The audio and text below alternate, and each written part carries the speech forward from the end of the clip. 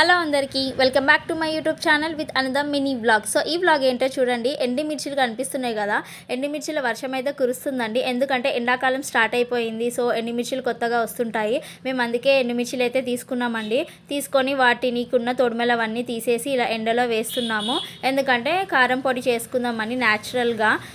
దానికోసం నేను మా అత్తమ్మ అయితే ఇక్కడ ఇద్దరం కలిపి కొన్ని తీసుకొని వాటికి ఉన్న తొడిమలు ఉంటాయి కదా, వాటిని అయితే తీసి అప్పటికప్పుడు ఎండలో వేసేస్తున్నాం. మాకు బాల్కనీలో ప్లేస్ ఉంది, ఎండ్ వస్తుంది, సో అక్కడే వేస్తున్నాము.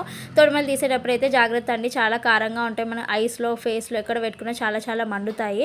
అండ్ ఇప్పుడున్న ప్రజెంట్ జనరేషన్లో మిర్చి పౌడర్లో కారమ్స్ అన్నిట్లో ఫుడ్ కలర్ ప్రిజర్వేటివ్స్ అన్నీ యాడ్ చేస్తున్నారు. సో అలా ఎందుకు, ఇప్పుడైతే న్యాచురల్గా తీసుకుందామని చెప్పి మేము ఈ మిర్చీలు తీసుకున్నాము. 5 కేజీలు అయితే తీసుకున్నామండి. పర్ కేజీ వచ్చేసి 220 రూపీస్ పడింది.